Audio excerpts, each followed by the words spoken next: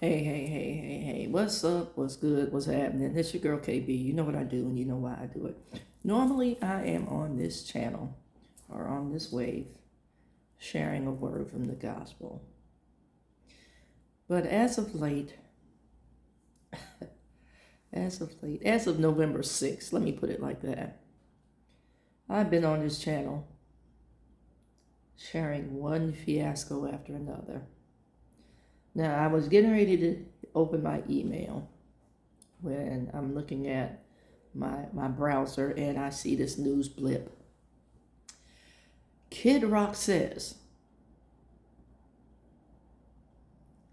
first of all, I need to say, who gives a good holly jolly what Kid Rock says? Kid Rock has shown his true colors, and he displayed his MAGA mentality a while back.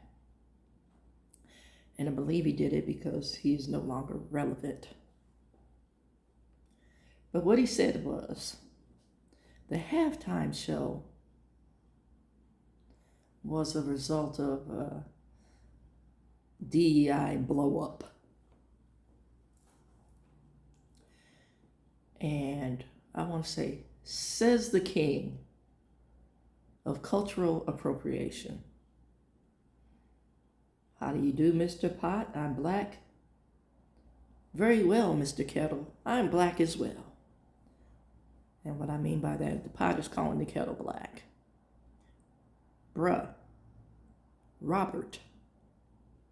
Emphasis on the T. Robert. Robert in my best Gayle King voice. You became popular riding on the coattails of black folks, Mr. Cultural Appropriation. Nothing about you is original. Your first debut album, first and debut is the same thing, y'all. I'm very clear about that. Was entitled Grit Sandwiches for Breakfast. Bruh. Your whole look is stolen from Run DMC. You devoid of talent punk. You claim to be from Detroit, but you were born in Romeo, Michigan. Wherever that is. Maybe it's near Detroit. Maybe it's a suburb of Detroit. Is it on the map? But bruh, again, you became popular riding on the coattails of black folks. Now, with your desire to remain relevant, you slam at black folks. You became popular because you were hyped by the Beastie Boys, who remain sociopolitically correct to this day. What are you doing? Yeah, you stay with the maggots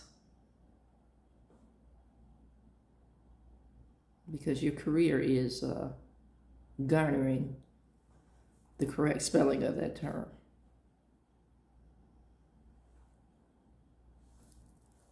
I'm going to leave you alone because I could go in on you because I grew up with folks like you.